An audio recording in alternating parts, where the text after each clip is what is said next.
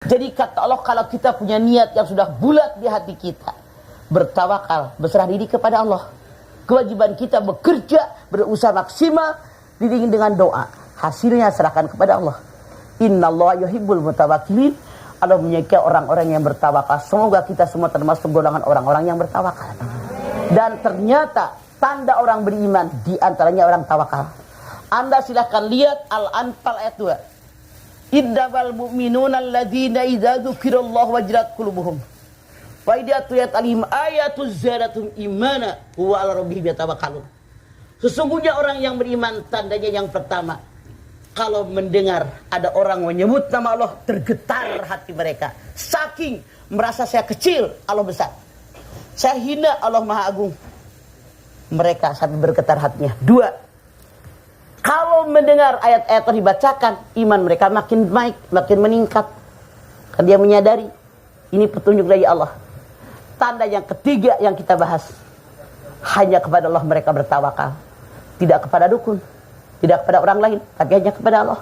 Makanya saya katakan dari awal, yang namanya tawakal adanya dalam dada. Kita lihat, Arni dari tadi bercerita, Masya Allah, inilah kehidupan.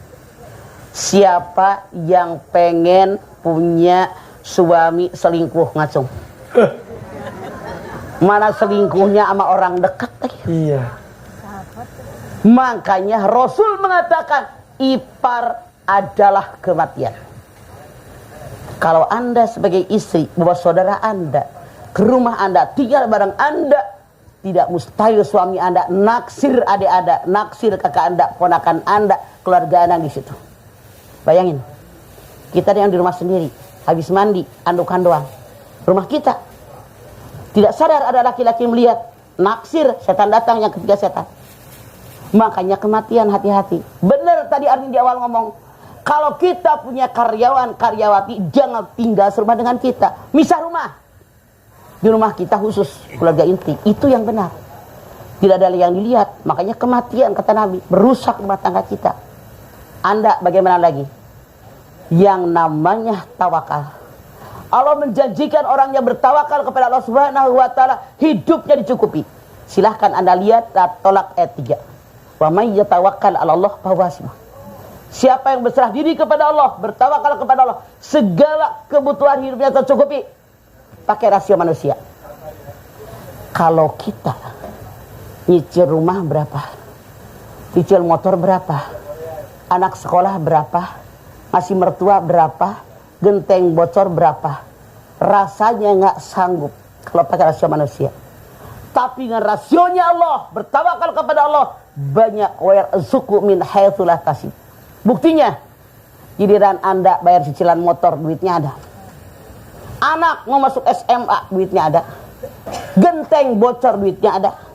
Buktinya, kalau seandainya mertua Anda bengek masuk rumah sakit buat biaya ke dokter, ada nggak duitnya? Kenapa? Ketawakalan kita kepada Allah. Wa may yatawakkal 'ala Allah fahuwa hasbuh. Kalau kalian bertawakal kepada Allah, cukup yang enak, hidup bukan yang berlebihan, tapi hidup yang pas-pasan. Pas butuh, pas ada. Mau nggak? Mau lah. Enak kan? Hidup pas-pasan aja. Pas-pasan aja. Tiap butuh ada, itu yang pas-pasan.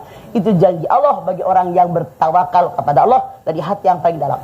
Tugas kita bekerja, berusaha maksimal, diiringi dengan doa. Hasilnya serahkan kepada Allah. Jangan kita ngatur Allah. Wa sa'an takrahu sayyi'an wa huwa khairul lakum. Wa sa'an tuhibbu sayyi'an wa huwa syarrul lakum. Wallahu ya'lamu wa antum la ta'lamun. Al-Baqarah 1:6. Sesuatu yang kamu benci boleh jadi buruk buat kamu. Sesuatu yang kamu sangat menyukainya, mencintainya, boleh jadi baik buat kamu. Allah tahu kebutuhan kalian, kalian tidak tahu apapun. Benci sebel banget. Kenapa gue punya karyawati naksir laki gue sampai menikah? Ambil hikmahnya. Ternyata Allah berikan kekuatan dari hati Arni. Tuh, kenapa anak-anak diambil bapaknya? Biarin deh, dia yang biayain. Toh bisa video call, toh bisa ketemu, toh lebaran masih ngumpul. Itu yang kita ambil hikmahnya. Jangan mikirin kesedihan, jangan mikirin kesalahan orang lain, tapi berpikir apa kekurangan saya. Makanya untuk bahagianya hidup kita, mensyukuri nikmat dari Allah Subhanahu wa taala, hidup kita pasti bahagia. Bener dia. Saya mah aneh. Orang punya anak diomelin tuh anak. Dimaki-maki tuh anak.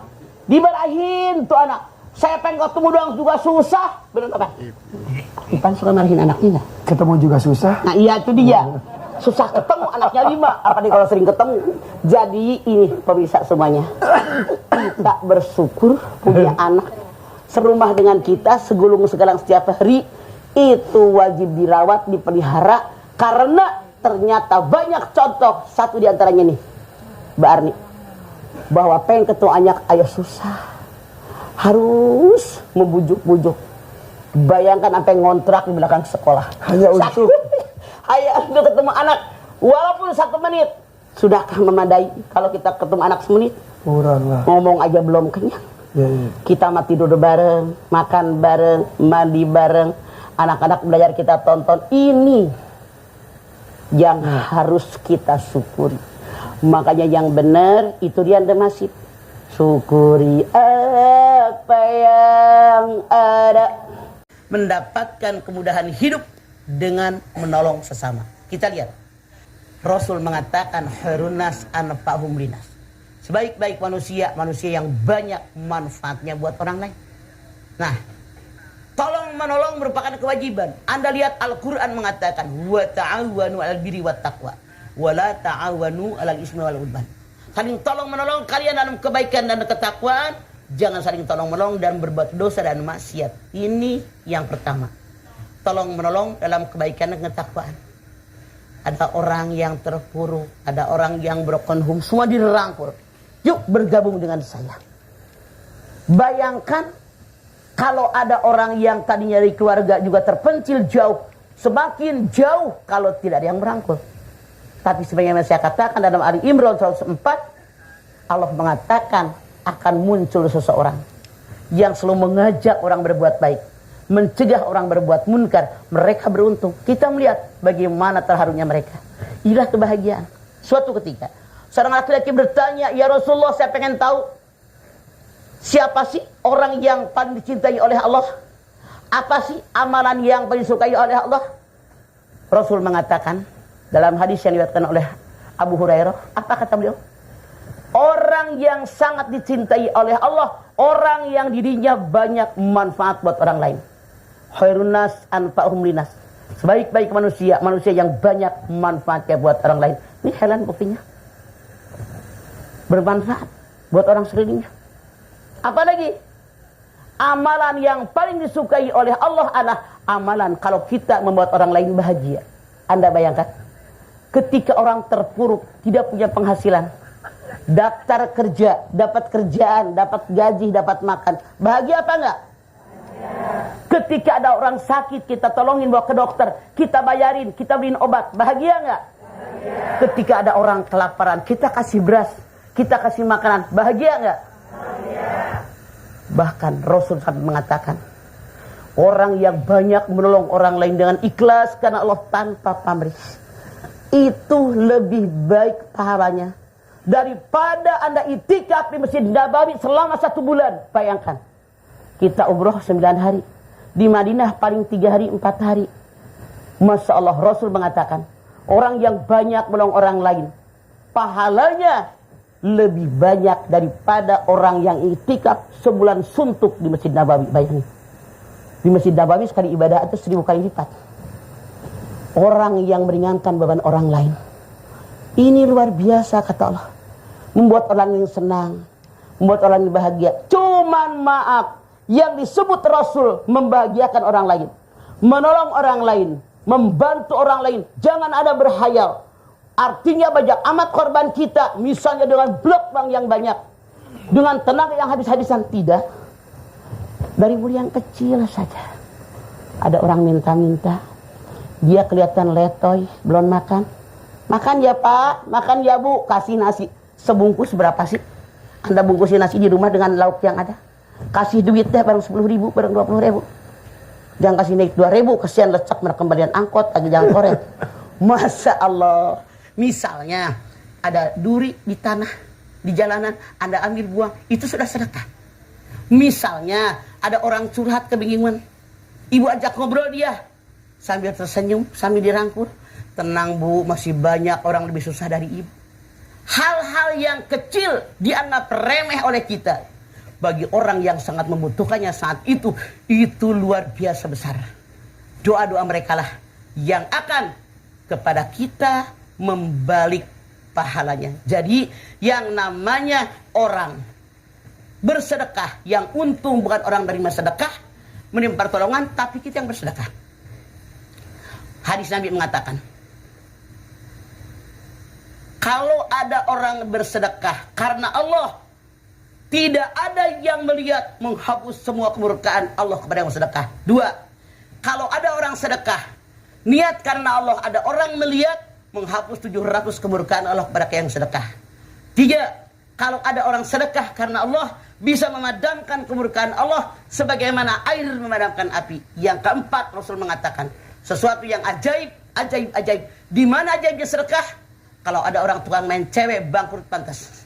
Pernahkah mendengar si anu bangkrut kenapa? Sedekah melulu? Tidak. Orang yang banyak sedekah bukan makin habis, tapi makin melimpah ruah. Itu contoh konkret. Di dalam Ali Imran 34, alladzina yunfikuna fis-sarra'i wad-dharra. Tanda orang yang takwa. 1. Bersedekah dalam keadaan lapang maupun sempit, sesuai kemampuan yang ada. Pemirsa, Allah Subhanahu wa taala berfirman di dalam surat Thaha ayat 14. Bismillahirrahmanirrahim. Innani anallah la ilaha illa ana. Fa'budni wa aqimis shalah li dzikri. Aku adalah Tuhan kalian yang tidak ada yang patut disembah kecuali aku. Maka sembahlah aku, dirikan sholat agar kalian selalu berzikir kepadaku. Pemirsa, artinya Allah Subhanahu wa taala memerintahkan kepada kita agar kita banyak berzikir, di antaranya dengan sholat. Kenapa dengan zikir? Zikir bisa menenangkan hati. Silahkan Anda lihat surat Ar-Ra'd ayat 28. Walladzina amanu wa tatma'innu qulubuhum bidzikrillah. Ala bidzikrillah tatma'innul qulub. Orang yang benar beriman kepada Allah Subhanahu wa taala, hatinya tenang dan tentram. Dengan ingat kepada Allah, ketahui oleh kalian, ingat kepada Allah pasti akan menenangkan hati kalian. Karena dalam kita mengarungi hidup dan kehidupan, begitu banyak permasalahan yang kita hadapi. Ada yang menyenangkan, membahagiakan, ada yang menyebalkan, bahkan menyakiti hati kita. Apapun yang terjadi, maka kita wajib banyak berzikir kepada Allah Subhanahu wa taala. Kapan zikir kita? Silahkan Anda lihat Al-Ahzab 41-42. Ya ayyuhalladzina amanu dzkurullaha dzikran katsira wasabbihuhu bukratan wa asila. Hai orang-orang yang beriman, ingatlah kalian kepada Allah dengan ingatan yang banyak dari pagi sampai petang. Pemirsa, Anda perhatikan, bukan pagi dan petang, tapi pagi sampai petang. Artinya begitu bangun tidur kita sudah ingat kepada Allah. Terus siang hari, malam hari, sampai menjelang tidur tetap ingat kepada Allah Subhanahu wa taala. Inilah yang oleh Allah Subhanahu wa taala dikatakan pagi sampai petang. Kenapa? Anda silahkan lihat. Allah berfirman dalam Al-Baqarah 152. Fadzukuruni adzkurkum waskuruli wala takfurun. Ingatlah kalian kepadaku, niscaya aku ingat kepada kalian, maka bersyukur kepadaku, jangan kufur kepadaku. Artinya Allah Subhanahu wa taala menjanjikan kepada kita, bagi siapapun yang selalu zikir kepada Allah, luar biasa. Begitu banyak hikmah yang dijanjikan oleh Allah kepada kita. Kita tahu sendiri kan, ketika Allah berjanji, Allah tidak akan mengelak dengan janjinya. Maka orang yang banyak berzikir kepada Allah, artinya orang tadi diberikan keistimewaan yang luar biasa. Bahkan dalam mengarungi hidup dan kehidupan, hatinya tenang dan tentram, insya Allah. Wassalamualaikum warahmatullahi wabarakatuh.